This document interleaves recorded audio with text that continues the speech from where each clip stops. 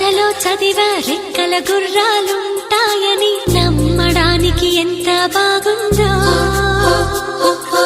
బాలమిత్ర కథలో చదివా పగడపు దీవులు ఉంటాయని నమ్మడానికి ఎంత బాగుందో.